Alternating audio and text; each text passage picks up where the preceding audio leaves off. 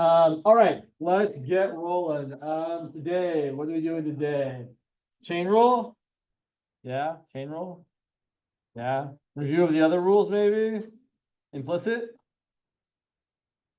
Related rates? Other trick, okay, cool. So let's back up a second before we get to the chain rule.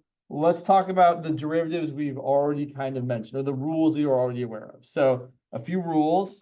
We'll have some rules, and then we'll have some functions we can take derivatives of. So in my mind, last time I think I was talking about how like the constant multiple rule isn't a rule we ever really think about using, and how the addition and the sum rule are also rules we don't ever really think about using, we just use them. To that end, I'm not going to write them down, although we can certainly, I'll mention them as we go along. But I would say the rules we have are the power rule, which says that the derivative of x to some power is that power times x to the one less power. We have the product rule, which says if you take the derivative of f of x times g of x, it's equal to f prime of x times g of x plus f of x times g prime of x.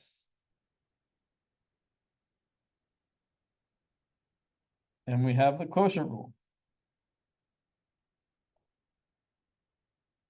which says that if you take the derivative of f of x divided by g of x, it's equal to f prime of x times g of x minus f of x times g prime of x, all divided by g of x squared.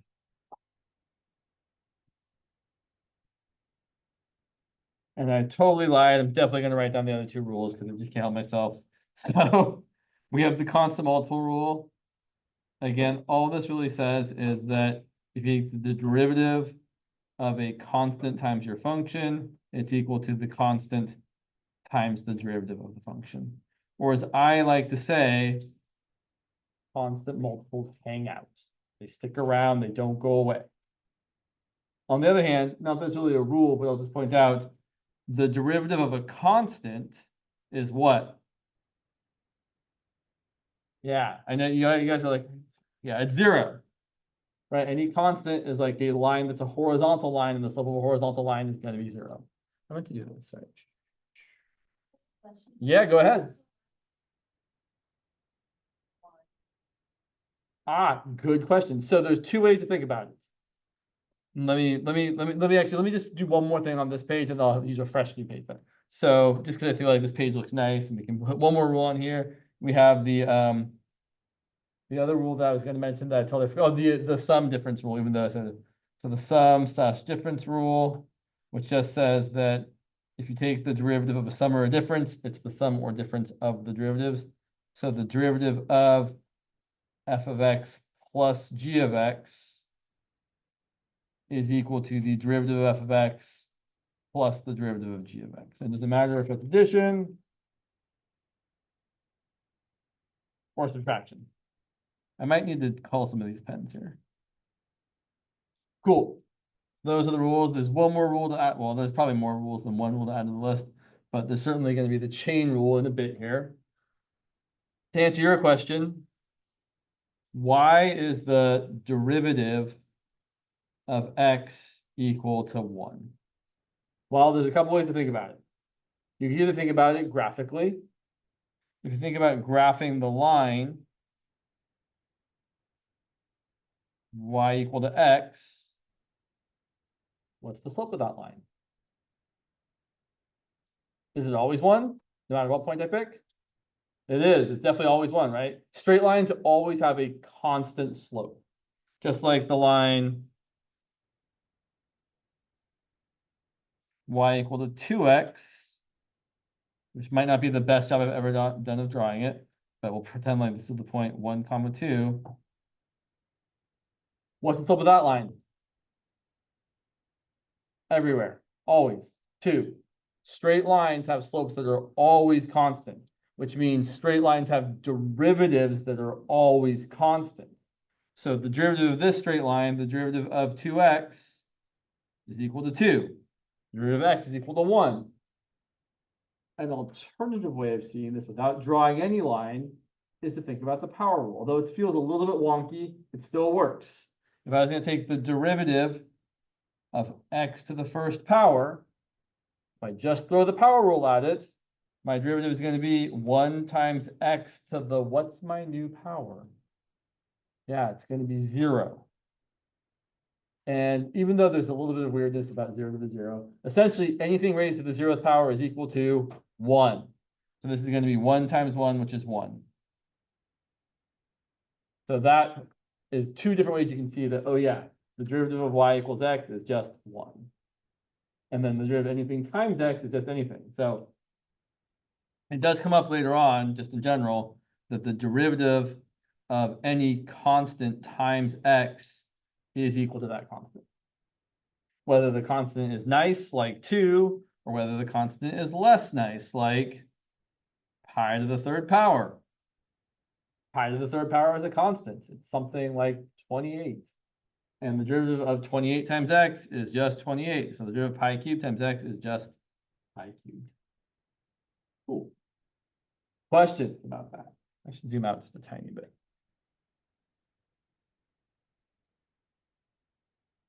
Okay, so that was the list of rules we had. Oh yeah, I'm gonna write this next page with an eye towards the future.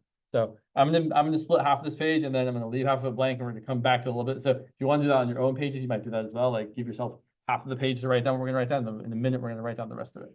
So here are the derivative rules we have so far. So we have a function and its derivatives. We certainly have the power rule. So if your function is x to the pth power, the derivative is p times x to the p minus 1. Sorry, I'm having a hard time remembering exactly what we did in this class versus the other class on Tuesday. I believe, although correct me if I'm wrong, I believe we talked about how the derivative of e to the x is e to the x. Does that sound correct or no? We did? Okay, great. And then I think we talked about all the trig functions.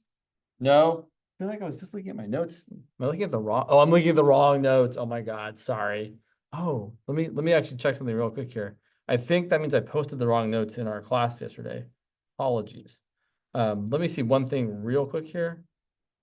Yeah, I definitely did. I'm so sorry about that. I posted the wrong class notes yesterday. Let me just double check. Yeah, I'm in the afternoon class, but if I look at the notes I posted, they definitely say AM. Sorry about that. So I'm looking at the wrong notes. Okay, great.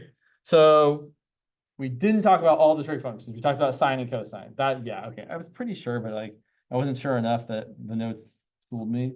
So the derivative of sine of x is cosine of x. The derivative of cosine of x is negative sine of x. Thanks. All right, so we'll come back to this page in a little bit. I would encourage you to leave yourself some room over here. Don't worry, it won't get wasted. So let's talk about the rest of the derivatives of the trig functions, which require the use of the product of the quotient rule. So let's say I want to find f prime of x for f of x equal to tangent of x. And I think I've said this before, but I'll say it often. No, I won't say often. I'll do it often. I like to go back and forth between my derivative notations. Sometimes I'm going to write f of x and f prime of x. Sometimes I'm going to write d dx of the function. Probably more the second one because that's less writing, to be perfectly honest. But they're both good to be aware of. Or I might write y equals the function, and then we're trying to find y prime. They're all valid notations that everyone uses kind of all the time. So it's good to see them all. So if I want to find the derivative of tangent of x, well, I'm going to think of tangent of x as the quotient sine of x divided by cosine of x. So that now we can take the derivative using the quotient rule. So my derivative here, well, again, the way I like to say it in my head is it's the bottom function times the derivative of the top function. The derivative of sine is cosine of x minus the top function times the derivative of the bottom function, which is negative sine of x, divided by the bottom function squared. And although this is technically the correct answer, no one's going to write it this way because we can simplify this quite a bit. So I want to point out that the numerator is cosine squared x plus sine squared x, all divided by cosine squared x. And there is a very well-known trig identity for cosine squared x plus sine squared x. It's equal to 1. This is equal to 1 divided by cosine squared x, which we then should write as secant squared of x, because 1 over cosine is equal to secant, so 1 over cosine squared is equal to secant squared. Questions about this?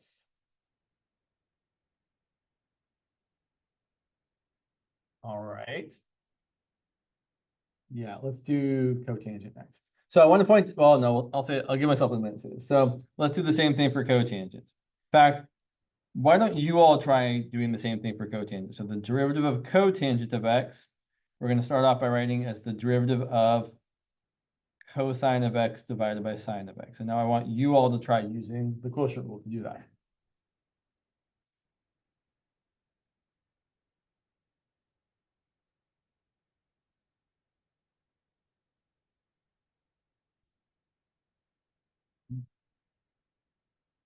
There's some handouts out here. There are just a bunch of derivative problems. You're all welcome to grab one. I do also, not right now, like as you exit. I also do intend to post them and the solutions to them on Canvas, so that you can have some extra practice and then the solutions. And also remind myself, yeah, update the notes.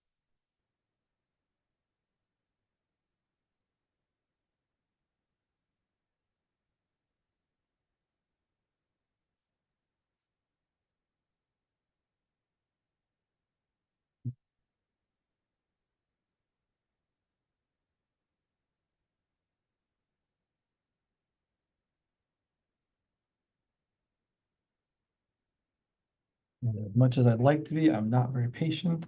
I'm gonna start writing.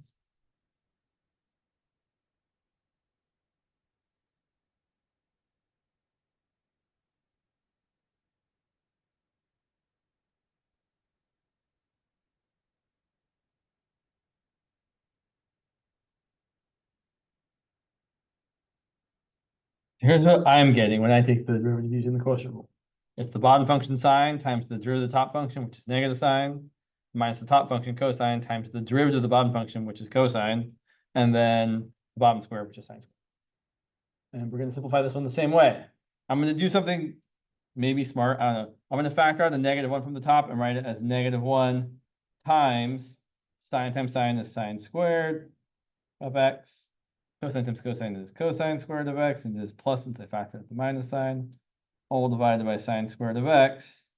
So we get the same trig identity popping up. Sine squared x plus cosine squared x is still equal to 1, but it's definitely easier to see since we factored out the minus sign. So now we just have -1 divided by sine squared of x, which is equal to negative cosecant squared of x. All right. Got 2 more to go, and then we're going to see what I think is a very useful pattern. Come on in. So let's look at the derivative of secant of x, which again, we're going to use the quotient rule for. All these other trig functions other than sine and cosine, we're just writing them as quotients, fractions, and then taking the derivative of them using the quotient rule. So for secant, it's going to be the derivative of 1 over cosine of x. And then we're going to use the quotient rule. So it's going to be the bottom times the derivative of the top. And what's the derivative of the top? What's the derivative of 1? Everybody. Everybody. Thank you. Oh my gosh. Okay. Minus the top times the derivative of the bottom, and the derivative of cosine of x is negative sine of x, all divided by the denominator squared, so cosine squared of x. And simplifying this, it looks like it's negative times a negative, so positive sine of x, right? The cosine of x times 0 is just 0, all divided by cosine squared of x. And again, technically correct, not all the way anyone writes it. So what we do with this is then we break it apart as 1 over cosine of x times sine of x over cosine of x. Right, that's valid. The top is 1 times sine, which is sine. The bottom is cosine times cosine, which is cosine squared. And then 1 over cosine is secant of x. And sine of x over cosine x is, and that is the way that we write the derivative of secant of x. It's secant of x times tangent of x. Okay, so here's what I want to have us all think about before we do the next one. And the idea here is basically we're going to take the easier one, which you'll see what I mean in a second, and we're going to take the nicer version of a derivative, and then we're just going to change every trig function to its co-function to get the other derivative. So what do I mean by co-function? Sine and cosine are co-functions. Tangent and cotangent are co-functions. Secant and cosecant are co-functions. They have names like this on purpose. So here's what I want you to see. We go back here for a second. The derivative of tangent of x was equal to secant squared of x.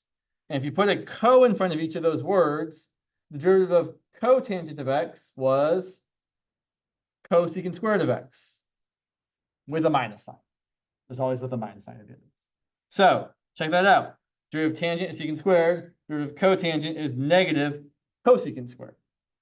And the same idea can be applied to this one we just did. So using the same sort of thought process, we're going to guess correctly that if the derivative of secant of x is secant of x times tangent of x, that the derivative of cosecant of x should be negative, thank you. And then what? Times? Right. Each function, it becomes the co-function. And that is exactly the correct derivative of cosecant of x. Let's do it just to be sure. So actually doing it, we're going to see that the derivative of cosecant of x is equal to the derivative of 1 divided by sine of x, which is equal to the bottom times the derivative of the top. Notice how in this step I'm no longer writing the ddx because I'm starting to actually take the derivative, whereas here I was just simplifying, so I still wrote the ddx. Minus the top times the derivative of the bottom, all divided by the denominator squared. Then we simplify, that's a negative cosine of x divided by sine squared of x. We break it up in a similar way as negative 1 over sine times cosine of x over sine of x, which is exactly what we thought it was going to be. It's negative cosecant of x times cotangent of x. Cool. And I think that's a pretty nice pattern. Let's go back to that page we left half of blank to fill in the rest of the trig derivatives on the left-hand side. So over here, just to fill things in, the derivative of sine is cosine, the derivative of cosine is negative sine. The derivative of tangent of x is secant squared of x. The derivative of cotangent of x is negative cosecant squared of x. And then the last two cofunctions, the derivative of secant of x is secant of x times tangent of x. And the derivative of cosecant of x is negative cosecant of x times cotangent of x.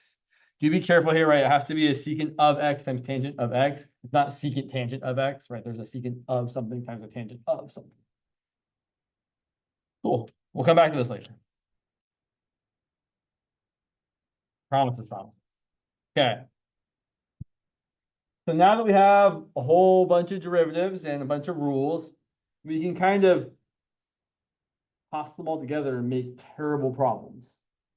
For example, we could add, oh, what the heck happened there? That's okay. Well, whatever. So for example, I could ask you to find the derivative of e to the x times sine of x, which we could use the product rule for. So I see a product that's going to be the derivative of the first thing, which is e to the x, times the second thing left alone, plus the first thing left alone, times the derivative of the second thing. Like, okay, that wasn't too bad. Well, it gets worse. Bless you. So we could do something like the derivative of, let's do that. So we have x squared plus 1 over, I got a little ahead of myself there. I was gonna, yeah. Oh, fine, we can, oh, yeah, let's do that. Okay, cool. So I'm gonna make this one extra awful. X cubed plus 5 times x cubed times, nope, plus cosine of x. Cool, yeah, that looks terrible. So I have a product of things, and inside my product, I also have a quotient of things. So I'm going to think of this product as an f times a g. So when I take the derivative, it's going to be f prime times g plus f times g prime. But then when I do f prime, I'm going to have to use the quotient rule. So it's kind of a lot to do all at once. I would maybe choose to not do it all at once, meaning I might do this. I might say, well, it's going to be the derivative of f, so just write x squared plus 1 over x cubed plus 5 prime, which means we'll have to come back to it again. And then times g left alone. Plus, then we switch it up. We leave the x squared plus 1 over x cubed plus 5 alone. We multiply by the derivative of x cubed plus cosine, which is easy enough to just do right now. 3x squared plus negative sine of x.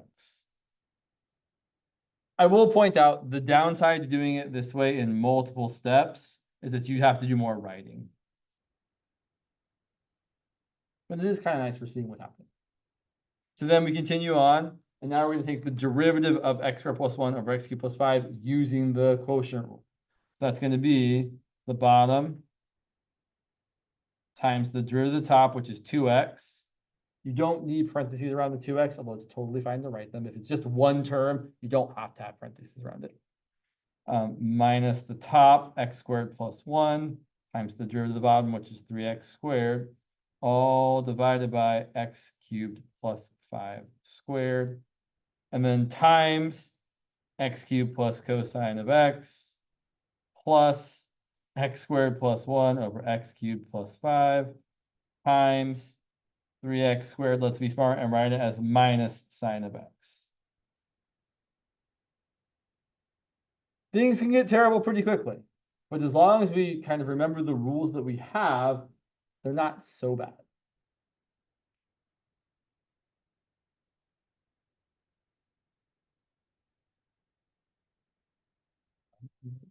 Keep doing more problems. Let's look at this next one. I promise you, we're coming. That page is not forgotten. Coming back around to it. Let's see how much more terribleness do we really want to endure here. Not a whole lot. We want to do the same. Let's do this. So let's say we want to find derivative of. Sure, I like that choice.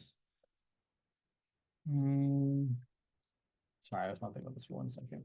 Yeah, let's go that way. Sorry, I've got an example here. I just want to make sure I grab it correctly. Not you, not you, not you. Yeah, there we go. Cool. Let's change it up just slightly though. Let's go x to the 4th plus 1 to the 3rd power. Okay. And in the absence of the chain rule, the only option we really have here is to multiply this out. And I do think last time I talked about Pascal's triangle. Good. Okay. You guys are like, yes, I see a few nodding heads. All right. So I'll remind you that when we did x plus h cubed, right, we did this little thing over here. And we knew that the coefficients of x plus h cubed were going to be 1, 3, 3, 1. Well, you can apply the same idea here. This is like our x and this is like our h. So when you have something plus something cubed, you can rewrite it as, so I'll take the derivative.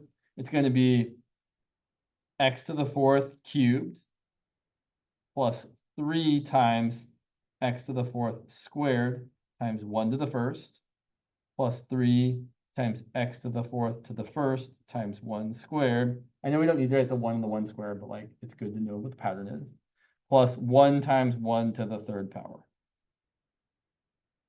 Let's simplify that before we take the derivative. So again, I'm just using the pattern, right? Just so that people are clear with what's going on. I'm using the idea that we know that x plus h or x plus whatever to the 3rd power is is x cubed plus 3 times 1 less power of x times 1 more power of h, plus 3 times 1 less power of x times 1 more power of h, plus 1 times h cubed. I'm just letting x to the fourth play the role of x and 1 play the role of h. That's what's happening here. It's an easier way to multiply it out rather than actually multiplying the whole thing out. You could multiply the whole thing out, though. That would also be valid. But really, we're not going to need to do that anyway. So if we multiply this out, still haven't taken the derivative yet. I'm still simplifying this. X to the fourth to the third is x to the 12th. X to the fourth squared is x to the 8th. 3x to the fourth plus 1. And now we've rewritten this as just powers of x, which is totally something we know how to take the derivative of. So let's take the derivative and see what we get. We get 12x to the 11th plus 24x to the 7th plus 12x to the 3rd plus 0. We don't need to write plus 0. And that would be a perfectly fine answer. But actually, there's something I want to see here. Let's do a little bit of simplification, although generally I would say you shouldn't simplify this. You should leave it as is if this is your answer. But we're going towards something else. So I'm going to factor out as much as I can. I can factor out a 12x cubed. I'm left with an x to the 8th here. I'm left with a 2x to the 4th here. I'm left with a 1 here. And now I'm going to do one thing that seems maybe kind of silly and one thing that seems maybe totally fine. So just looking at the x to the 8th plus 2x to the 4th plus 1 for a second, you can actually factor this as x to the 4th plus 1 times x to the 4th plus 1. Is that cool? See that? All right. So then here's how I'm going to rewrite this. Oh, and then I'm going to do something kind of silly, but you'll see why in a second. I'm going to factor 12x cubed kind of weirdly as 3 times 4x cubed. There is a point. You will see it in just a second. So now I'm going to rewrite the product of 3 times 4x cubed times x to the 4th plus 1 times x to the 4th plus 1 as 3 times x to the 4th plus 1 squared times 4x cubed. I've just written the multiplication in a slightly different order. Here's the point. The point is that instead of doing all of this, we could have applied what we will soon come to know as the chain rule and said, hey, look, if I'm taking the derivative of x to the 4th plus 1 cubed, well, let me ask you all a question that you know the answer to. What's the derivative of x cubed? Right, 3x squared. Okay, here are the words I'm going to say more times than you will care to hear them. If the derivative of x cubed is 3x squared, what's the derivative of some stuff cubed? Well, it's going to be 3 times the stuff squared. I'm missing something. What am I missing for this compared to that? I've got all the 3 times x to the 4th plus 1 squared, but I'm missing the 4x cubed. I'm missing the derivative of the stuff. So we have to multiply by the derivative of whatever is inside the function. Or as I'm going to say a whole hell of a lot, the derivative of some stuff cubed is 3 times your stuff squared times the derivative of the stuff.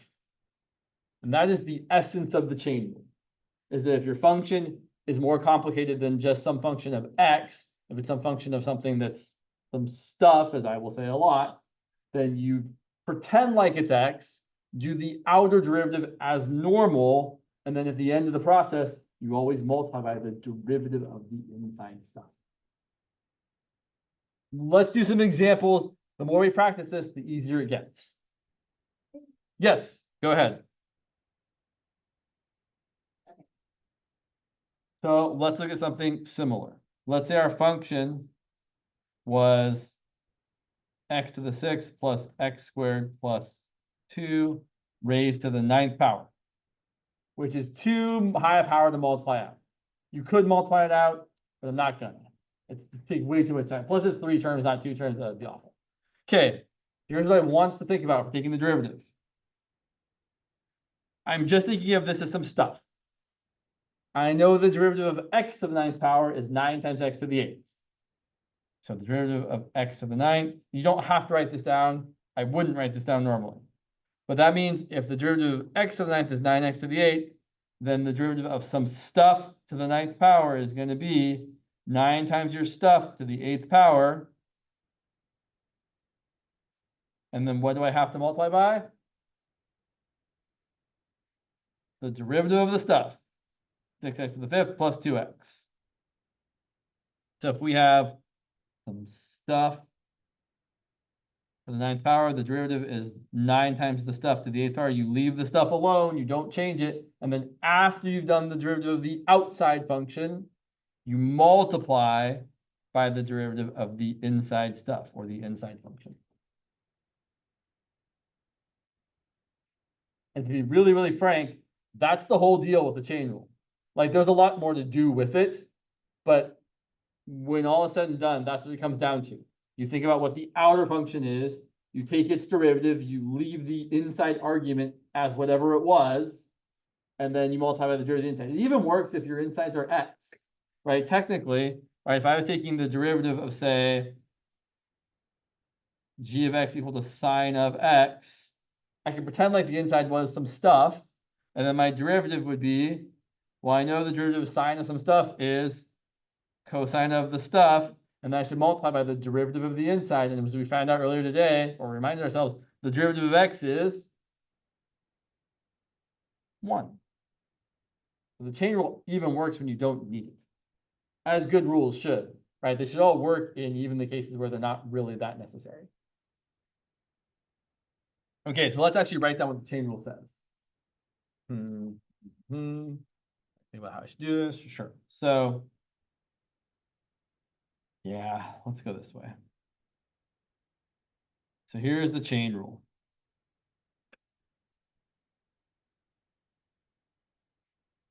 And yeah, we should do it the long way. So the chain rule says that if you take the derivative of f of g of x, the composition of functions. I'm going to say the same words I've said 3 times already. Take the derivative of the outside function. The outside function is f. It's going to be f prime of, we leave the insides alone. You don't change the insides. The insides are still g of x. But then what do I have to multiply by? If I ever ask that question, the answer is always going to be the derivative of the stuff. In this case, the stuff is g of x. The derivative of g of x is g prime of x. And you should probably memorize this rule, but honestly, you should think about the words I'm saying, right? That's the better way to actually apply this rule, is to think about the outside function, take its derivative, leave the insides alone, multiply by the derivative of the insides. Yes, I can write that. So let me think about the best way to write it though. So to differentiate, or take the derivative of, differentiate f of some stuff, the stuff typically being g of x, we find f prime of the inside stuff left alone. And then after that, we multiply by what? Exactly, by the derivative of the stuff. Also known as g prime of x. That's the whole deal. And all of our examples so far have been examples where the outer function was being raised to some power. But it doesn't have to be that. Well, let's do a couple more like that. So let's say our function was f of x equal to the square root of x to the 6th power plus e to the x. So here's an example of a function where you couldn't multiply it out if you wanted to, right? You were absolutely stuck using the chain rule here. The previous two or three examples, we could have multiplied it out if we were really determined to. Here, not an option. So here you have to rewrite it And I definitely do recommend rewriting any roots as fractional powers. So we really have x to the 6 plus e to the x raised to the power of 1/2. And now we're going to use the chain rule. So when you look at something like this, you should try to think about what the inside function is and what the outside function is. The inside function is x to the 6 plus e to the x. The outer function is being raised to the 1/2 power. But you really need to say like the to the 1/2 part. So over to the side, I'm thinking about, oh, I know the derivative of replace stuff with x. I know the derivative of x to the 1/2 is 1/2 times x to the negative 1/2. So we know that the derivative of some stuff to the 1/2 power is going to be exactly 1/2 times our stuff to the negative 1/2 power. And then we better multiply by the derivative of the stuff. So in this case, it's 1/2 times x to the 6 plus e to the x to the negative 1/2 multiplied by x to the, 6x to the 5th plus the derivative of e to the x is e to the x. Something else I want to say here. No, I guess not. Sorry, my brain was thinking of something. It went away. Oh well. Oh, maybe it's that. Let's look at one more example like this before we get a little crazier.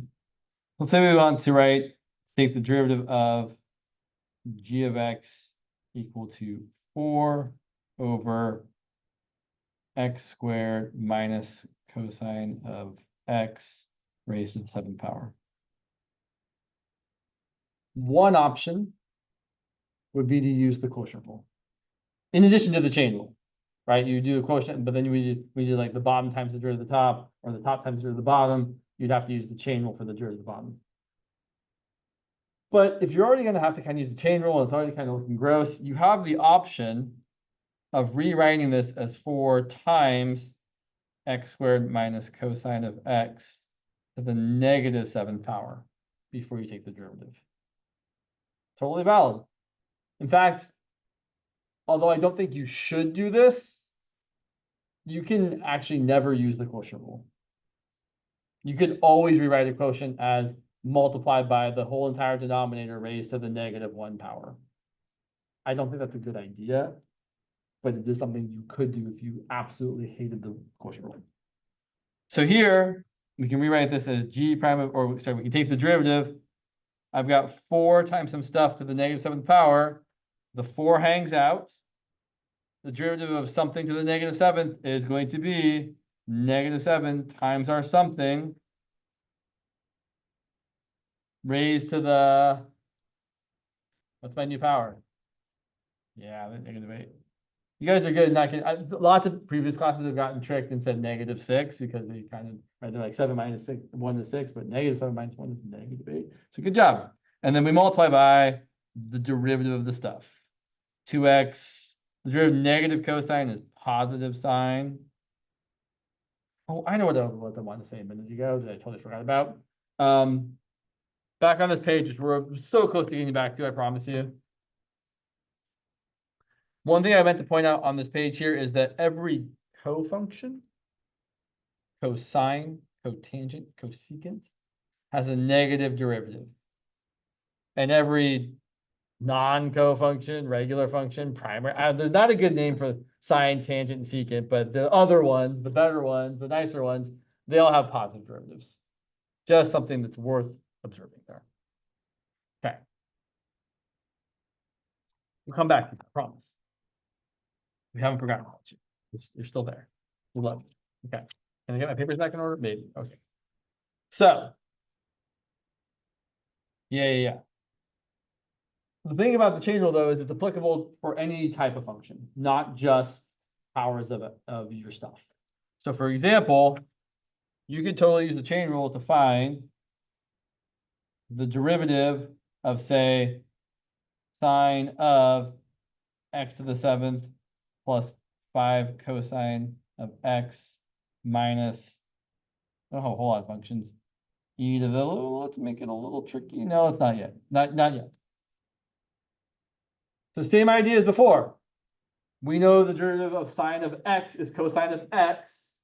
So the derivative sine of some stuff should be cosine of the stuff multiplied by the derivative of the stuff. You guys are already tired of hearing it, right? It's like, okay, every time, just every time. If you, but I really want to like ingrain it in your brain. If you are saying the word stuff, and I recommend you say the word stuff, right? I think I don't see sine of x to the 7 plus 5 cosine x minus this. I look at this and I see the derivative of sine of some stuff. I didn't even look at the stuff. But I know as soon as I said sine of some stuff, when I start taking the derivative, it's going to be cosine of that stuff that I'm waiting to write down. And then I know I have to multiply by, because I said the magic word that triggered my brain. Say, oh, I said stuff, I have to multiply by the derivative of stuff. I have no choice. Every time, every time, every time. So in this case, my stuff was x to the 7th plus 5 cosine of x minus e to the x. And then the derivative of all that is going to be 7x to the 6th minus 5 sine of x minus the derivative of e to the x is still e to the x. Don't simplify this. You can't really even here, but even if you could, these questions, like on exams, typically they're like find the derivative and don't simplify, because we're not worried about in this section your ability to simplify this. We want to know that you can take the derivative. So why don't you all try this one? Find the derivative of cosine of 9x to the 10th plus, sure, tangent of x. So you've got cosine of some stuff. I know you know the derivative is negative something of some stuff times something.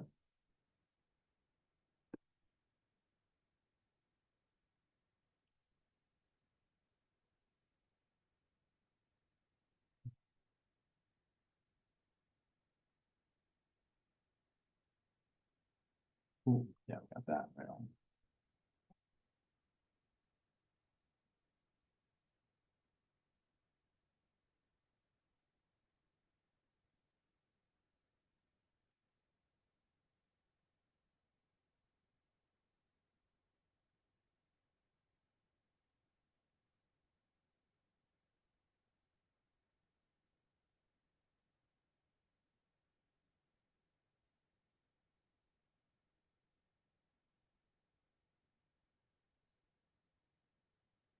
All right, I know the derivative of cosine of x is negative sine of x. So the derivative cosine of this stuff is going to be negative sine of that stuff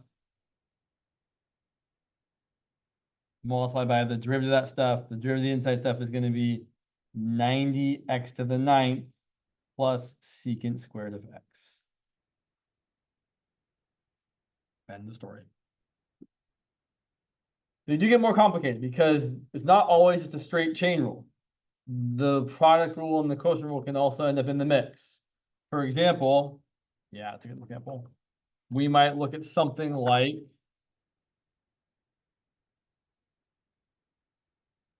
the derivative of secant of x squared times e to the x. And I will say that secant always feels a little strange when you use the chain rule on it, because the derivative of secant of x is secant of x times tangent of x. So when you have the derivative of secant of some stuff, you are going to get the stuff popping up twice. The derivative is going to be secant of the stuff times tangent of the stuff, and then we multiply by the derivative of the stuff. Only once, not twice. So it's going to be secant of x squared e to the x times tangent of x squared e to the x. And then we have to multiply by the derivative of x squared e to the x. And I didn't give myself enough room, so I'm just going to write x squared e to the x prime and then do it in the next step. I wouldn't normally do that, but okay. So then, right, because it's so much more writing this way. So it's going to be secant of x squared e to the x. It's also a good reason to write in pencil, not pen. X squared e to the x. Sorry, tangent of x squared e to the x. And then the derivative of x squared e to the x, we're going to use the product rule. It's going to be 2x times leave e to the x alone plus leave x squared alone times the derivative of e to the x is e to the x. And there's our final answer. There's something else I meant to mention here. Oh, that's terrible too. Yeah, we'll do one more of the, yep, no, that's still gonna be there. Just moving up a little bit. Yeah, go ahead.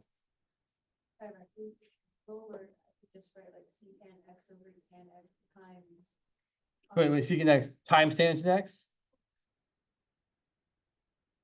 Well, so the derivative, so also just a reminder, the derivative of just secant of x is secant of x times tangent of x. But I want to point out, basically, if someone said to me one time, trig functions are kind of like bodyguards. They are bodyguards of the argument inside them, and you cannot change what's inside them. So like when I write secant of x or e to the x, I can't write secant or tangent or cosine of any other argument inside the parentheses. Whatever is in that I'm taking the trig function of, whether it's secant of that or tangent of that, the inside stuff here is protected by secant and tangent. It cannot be changed. But then outside of it, outside of the trig functions out here, I can take the derivative of that stuff and change it all I want. But inside trig functions, the arguments, and that's actually true for kind of any function. Inside of it, you can't change the stuff. It's after the fact. Outside of it, we multiply by the derivative of the inside stuff. That also applies for, and I feel like this one's always kind of the weirdest one to say. If I want to find, for example, the derivative of e to the 4x to the 5th plus cotangent of x. I feel like this one's the hardest to see what my inside and my outside is. Maybe. So my inner function here, my argument is 4x to the 5th plus cotangent of x. That's my stuff. And my outer function is e to the whatever. So I'm thinking over here, I know that the derivative of e to the x is equal to e to the x. So then replacing the x with stuff, the derivative of e to the stuff should be e to the stuff multiplied by the derivative of the stuff. I know you guys know it. We should say it every time, at least until I get tired of hearing it. So the derivative of e to the stuff is going to be e to the stuff. So e to the 4x to the 5th plus cotangent of x multiplied by, not in the exponent, we're down in like in the regular level here, times the derivative of the stuff, which is going to be 20x to the 4th minus cosecant squared of x.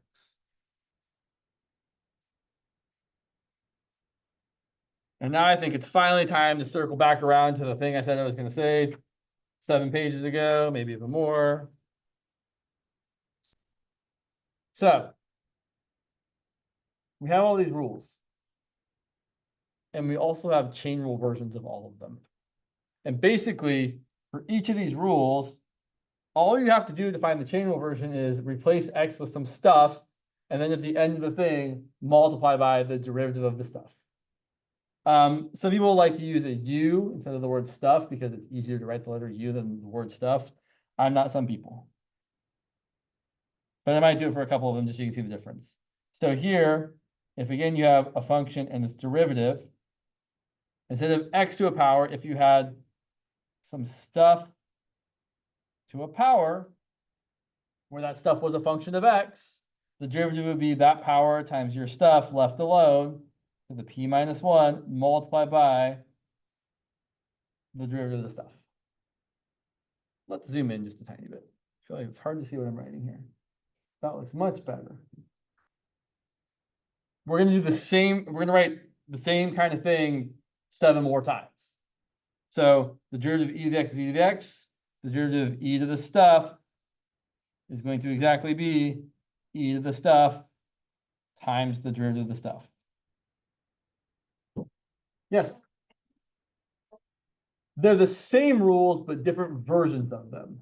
So all these rules are the straightforward, if your insides are just x rule. Whereas these rules are like this example we just did, where the derivative, well, so the derivative of e to the x is e to the x, and then in this example we just did on this other page I can't get to, the derivative of e to the stuff was e to the stuff multiplied by the derivative of the stuff.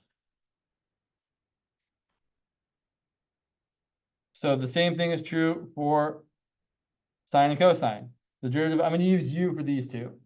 The derivative of sine of x is cosine of x. The derivative of sine of u is cosine of u times the derivative of u. Or I could say cosine of stuff times the derivative of stuff, where we're imagining u as a function of x here. Same deal for cosine. If you're trying to take the derivative of cosine of u, it's going to be negative sine of u times the derivative of u. Notice I've written my derivative of u in two different ways, just to show you the different ways people might write it. Okay, same deal for these next ones. If your function is tangent of some stuff, your derivative is going to be secant squared of the stuff times the derivative of the stuff. And what I really want to point out is you don't need to write these down at all, which I maybe should have said before I start writing them down. But the point is that if you know this version of it, if you know the straightforward derivative version or rule for all of these functions, you know the chain rule version. You're just replacing x with some stuff, doing the rule, and then at the end of the whole process, multiplying by what? Yes, the derivative of the stuff. So same deal for the rest of these three. The derivative of cotangent of some stuff is going to be negative cosecant squared of the stuff times the derivative of the stuff. For secant and cosecant, I will use the letter u because there's a lot of writing. So for the derivative of secant of some stuff, I'm still going to say stuff. I'm just going to write u. The derivative of secant of some stuff is secant of the stuff times tangent of the stuff times the derivative of the stuff. And last but not least, actually not last, but last for now, because there's a couple more functions we still haven't gotten to. The derivative of cosecant of u is going to be negative cosecant of u times cotangent of u times the derivative of u. So you have the regular versions and the chain rule versions. Yeah. Mm-hmm. Mm-hmm. Why did we need to multiply the derivatives of, why did we need product rule? Let's take a look here. So, sorry, I promise I'll post the notes. I just want to go back. So, sure. So let's see here. You're talking about. Sorry, there's so. Oops, no, it's fine. Okay, cool. There we go. There it is. Okay, so. All right. Okay. Here they go. Then you go here. Okay, great. So you're asking about this one here, right? The next one was the cosine 9x one, where we had to do like product rule. So for the next, so we didn't, so for both of these, so I would say, so for this first one here that you're referring to, I took my 4 divided by x squared minus cosine of x to the 7th power and rewrote it before I differentiated as 4 times this bottom part raised to the negative 7th power. And then I used the chain rule. I said I have 4 times some stuff to the negative 7th, and my derivative is going to be the 4 hangs out onto the multiple rule, and then the derivative of some stuff to the negative 7th power is negative 7 times that stuff to the negative 8 multiplied by the derivative of the stuff.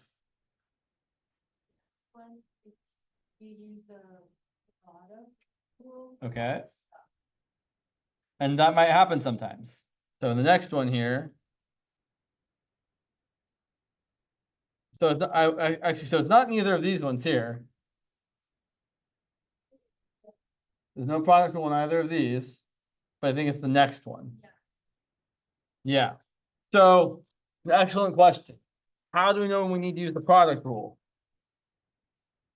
I'm going to say something that sounds kind of, I don't mean for it to sound like, no, I'm not going to say that. How do I know we need to use the product rule? When we see things multiplied together.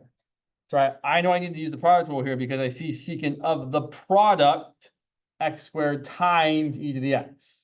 So that's how I know I'm going to have to use the product rule at some point because I have a product in there. And 1 second. And that's kind of a more general statement. Sometimes you're going to have a derivative where you have to use the chain rule and or the product and or the quotient rule. You could have all three in one thing. Yeah. It's okay. All right. If you think of it, definitely don't hesitate to ask. Let's find out. It's okay, I was gonna ask anyway. So let's say we had something like, yeah. Let's say we wanted to find the derivative of, ooh, I'm gonna make it really terrible. Yes, I am. Sine of x squared plus 1 over x times cosine of x. Good times. All right, so I'm still going to work from the outside in. So looking at this, my outermost function is sine. So I have to use the chain rule first. So I have sine of some stuff. The derivative is going to be cosine of the stuff times the derivative of the stuff.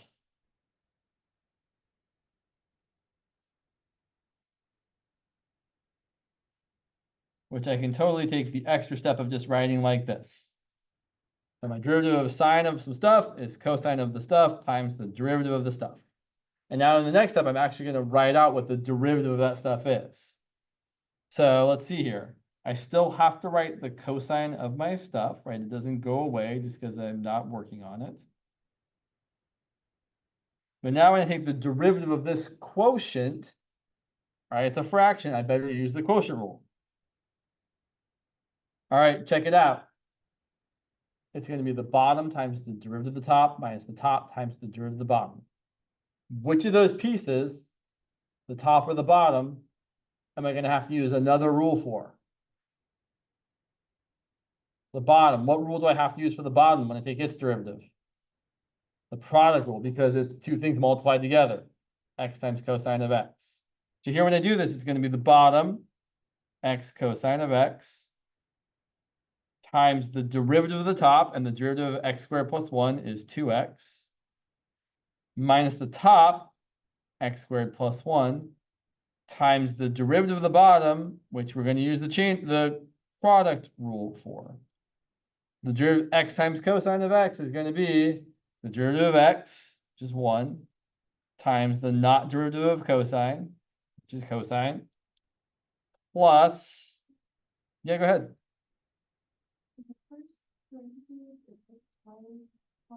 Cosine x, x times cosine x. And then, sorry, over here we were saying we have the derivative of x times cosine of x, plus, leave x alone, multiply by the derivative of cosine, which is negative sine of x. All divided by our original denominator squared. Kind of gross.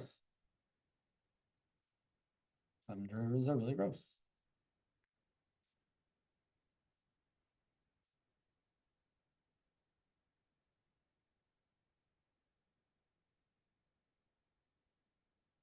The other kind of thing that comes up often with the chain rule is repeated application of the chain rule.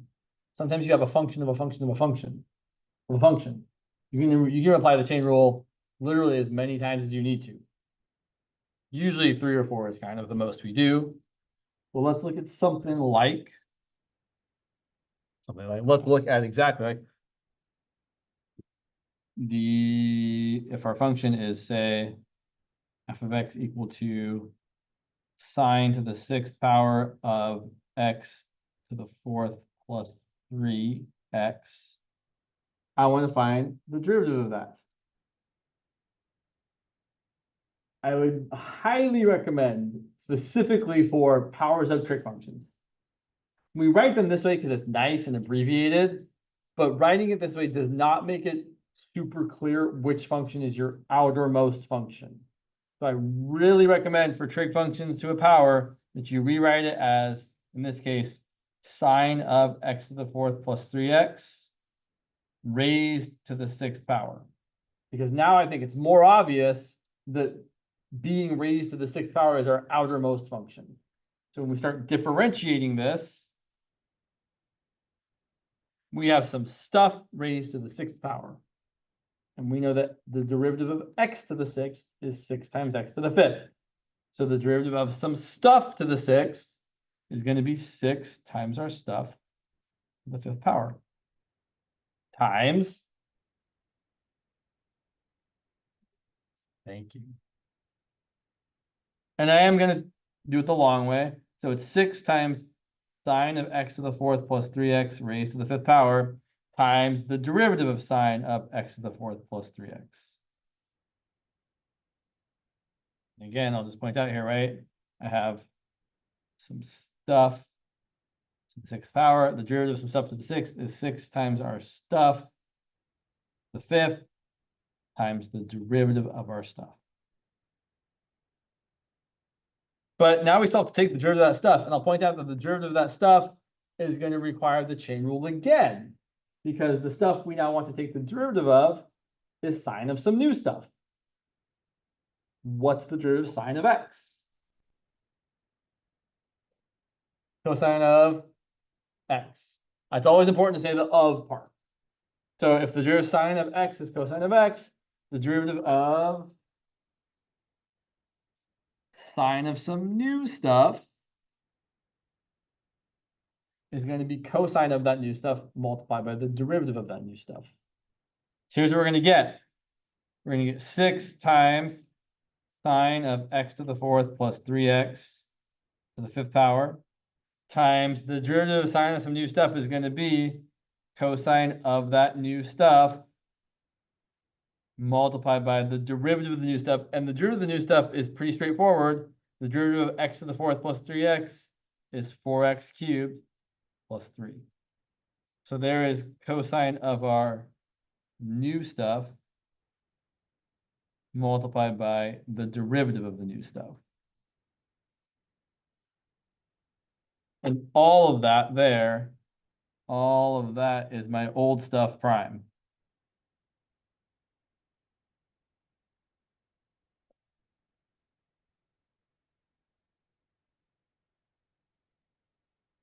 The repeated application of the chain rule.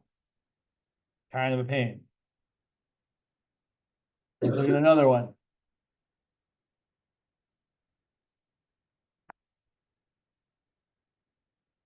Let's say we want to find the derivative of, yeah, I like this one, tangent of sine of e to the x to the fifth plus 7.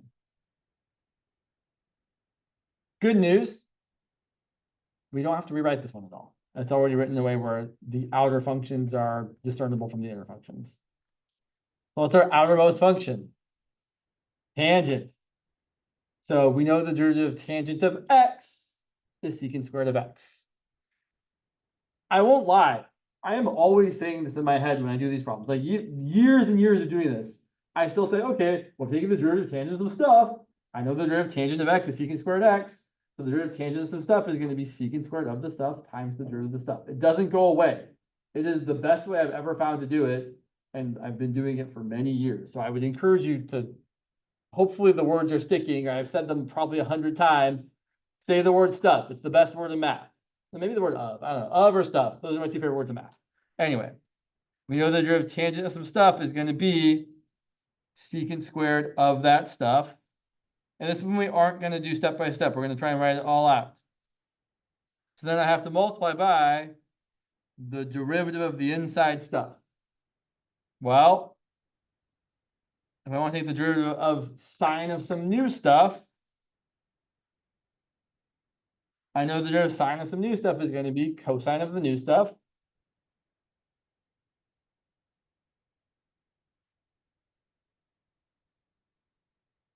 But then I have to multiply by the derivative of the new stuff. Is that? So e to the x is e to the x. So wait, hold on, I want to say one thing. The derivative of e to the x is e to the x. Yeah, I got that. Okay. Is e to the x raised to the Fifth. Yeah, that's e to the x to the fifth. And I want to point out, and this can be sometimes a point of contention for people. So I'll just point out here that e to the x to the fifth is not e to the x to the fifth. So when it's written like the left-hand side without any parentheses, we assume we have parentheses like this. Here's a better example of what I mean. Yeah, it's a terrible example, but it's an example. 3 to the third, which is kind of a big number, is not 3 to the third to the third. This number on the right-hand side would be 27 to the third power, which is 27 times 27 times 27, which is not unreasonably big. This number over here is 3 to the 27th power, which is much, much larger. Oh, so the raised number is raised. Right, exactly.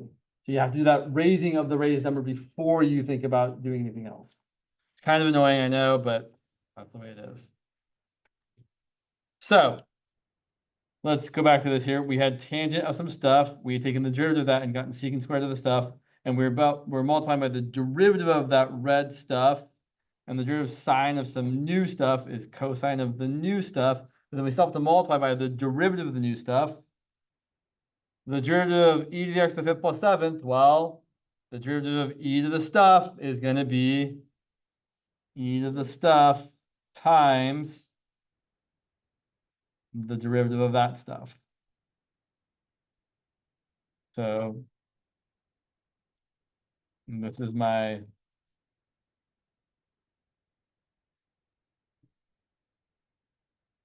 lots of chain rules. Okay.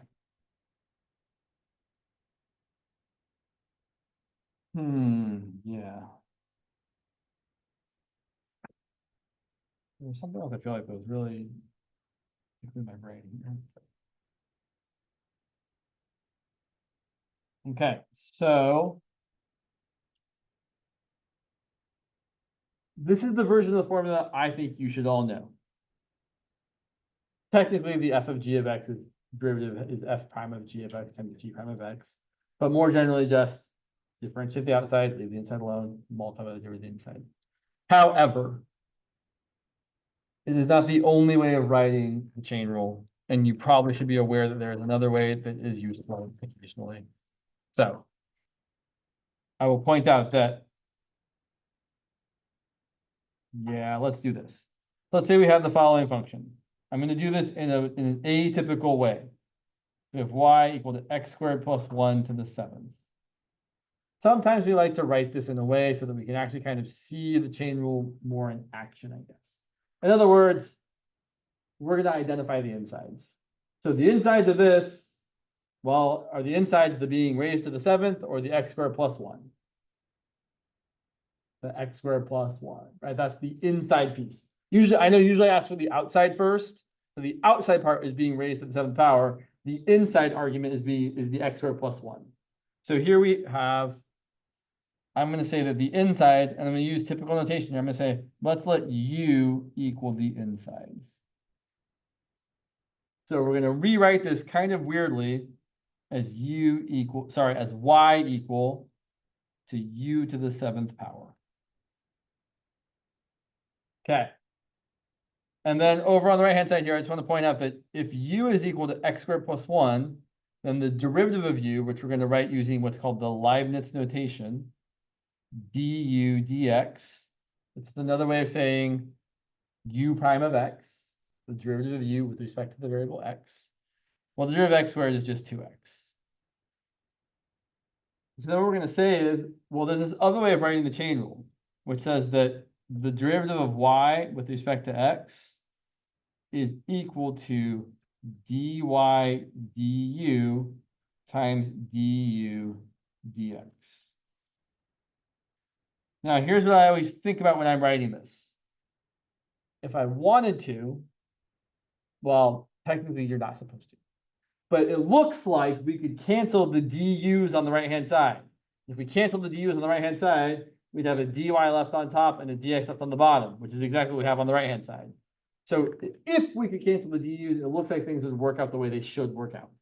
And this chain rule notation version of this should always look like that. that if you cancel the things that look like they could cancel, you should reconstitute what you have on the other side. Okay, but then let's look at what we get.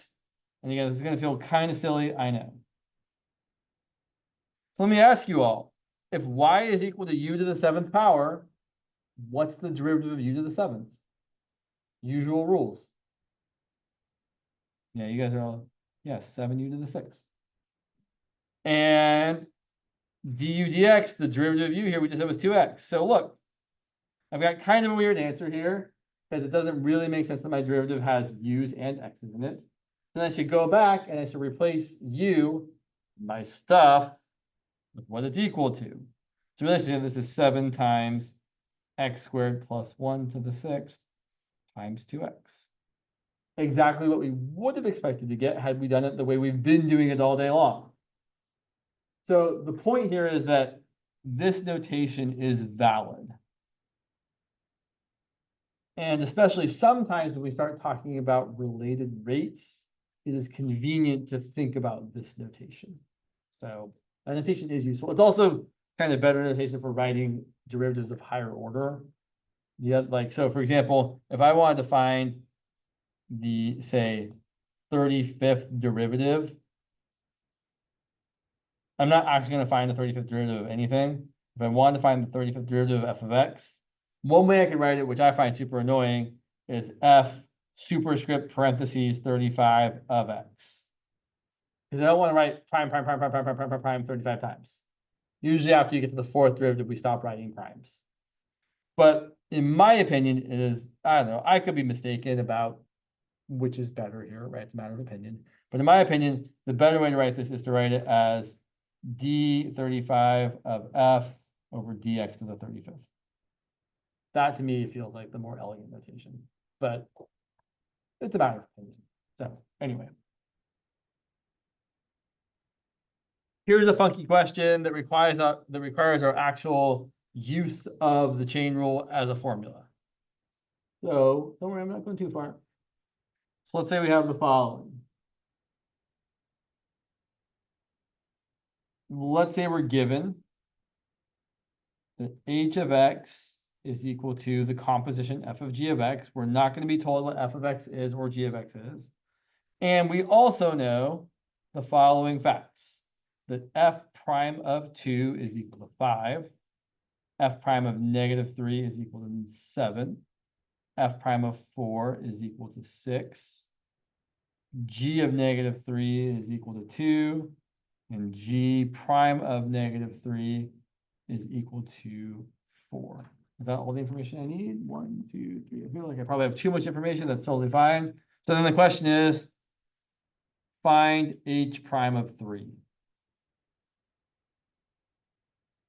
Okay, so don't start by just plugging in 3. And that's actually a statement I should say that's generally true. If you're trying to find the derivative at a particular point, you have to find the derivative first and then plug in the point second. So here, I want to find h prime of 3. First, we're going to find h prime of x using the rules. So h of x is equal to f of g of x. So h prime of x is going to be the derivative of f of g of x. And this is where we would have to throw the actual chain rule at it and say, okay, I'm still thinking of it the same way I've always thought of it. I'm going to leave the outside function alone. Sorry, that's a lie. Take it back. I wish I could unsay it. I'm going to leave the inside function alone. I'm going to take the derivative of the outside function. So it's going to be the derivative of the outside function, f prime. Leave the insides alone. And then we multiply by, I know I've only asked you a bunch of times. What do we multiply by? Yeah, the derivative of the stuff, the derivative of the inside, the derivative of g of x. And now is our moment to plug in 3 for x. So we're going to say, great. So h prime of 3 is going to be f prime of g of 3 times g prime of 3. Now we have to look at our list and see what things we've got. So let's see here. And And I made a small mistake, but it's totally fixable. I meant to ask for h prime of -3. I missed the negative sign I was writing down. So I will point out how did I made a mistake.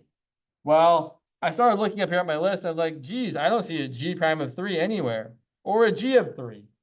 So I knew I made an error. It should have been h prime of -3. So I should say that h prime of -3 is f prime of g of -3 times g prime of -3. So let's see. So g prime of -3 is 4, and g of -3 is 2. That's going to become f prime of 2, because g prime of -3, sorry, g of -3 is equal to 2, and g prime of -3 is 4, so times 4, because g prime of -3 is 4. And then I look at my list again and say, okay, well, f prime of 2 is 5. That's going to be 5 times 4, which is 20. And there isn't any really other way of doing a problem like this other than just straight up applying the chain rule. Okay. Sure. So let's do one more. Yeah, I would love to start talking about something else, but with only 5 minutes left, that's never a good idea. So let's look at just something else terrible, like, yeah, let's do that. Let's say that our function is, yeah, f of x is equal to x cubed plus 7 to the 4th power times sine of e to the 2x plus 1. And I want to find the derivative. And sometimes it can be hard to kind of figure out what rule you have to apply first. I definitely see the need to use the chain rule and the product rule. And I don't really know how to explain it, to be perfectly frank, as to how I know which one to do first. I see that I have something times something else. Both of the somethings are going to require the chain rule, but I have to apply the product rule first, because that's kind of, I feel like outermost is not really a good way of saying here, but I really literally don't know a better way to kind of say how to see this other than like, I'm looking at it and I see one thing times another thing. Actually, here's a good way to say it. Let me show you an example of what happens when you have the opposite. So here I'm going to point out, this is going to be product rule first, and then when I'm applying the product rule, taking the derivatives of certain parts, I'm going to have to use the chain rule for those parts. Versus something like this, g of x equal to tangent of e to the 3x times x to the 4th. That one is going to require the chain rule first, and then when I do the derivative of the inside part, that's when I'm going to have to apply the product rule. So basically, it's a function of a product versus a product of functions. Product rule first here, chain rule first here. Really, the answer is practice, practice, practice. The more practice you do, the better you will get at seeing when to do what. So for this first one here, we're going to take the derivative. It's going to be the derivative of this first part. It's going to be 4 times x cubed plus 7 to the 3rd times the derivative of the inside, 3x squared. And let's label things here. I'm going to call this, I've already used f, so let's call this u and call this v. Those are often choices when you have a product of things and you don't have f and g available to you. So this is going to be my u prime multiplied by just v as is, so sine of e to the 2x plus 1. And then we switch. We leave the u alone, or the first thing alone, to get x cubed plus 7 to the 4th, times the derivative of v. So the derivative sine of some stuff is going to be cosine of that stuff multiplied by the derivative of that stuff. The derivative of e to the 2x plus 1. Well, the derivative of e to the x is e to the x. The derivative of e to the stuff is going to be e to the stuff times the derivative of the stuff. And the derivative of 2x is 2.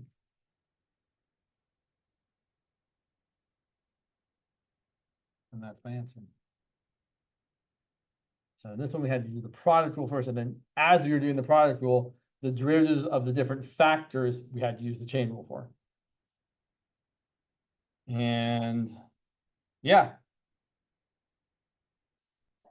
Sure. So when we took the derivative of this part here, so specifically for the part where u is equal to x cubed plus 7 to the fourth, the derivative of that part is going to be, well, I have some stuff to the fourth power. And the derivative of some stuff to the fourth power is going to be 4 times my stuff, the third power. But then what do we have to multiply by? The derivative of the stuff inside. So we have to multiply by the derivative of x cubed plus 7. If that's my stuff, we have to multiply by the derivative of the stuff, which is going to be 3x squared plus 0, or just 3x squared. And that's the very kind of essence of the chain rule, is that you have some stuff that's, we're doing some function of some inside stuff. We're doing the derivative of the outer part, right? We took the derivative of x to the fourth or something to the fourth and got 4 times something to the third. And then after we did that, we then multiply by the derivative of what was inside. All right, 3:30. Have a lovely Halloween. Don't eat too much candy. Or partake of anything in excess too much. Moderation, the key.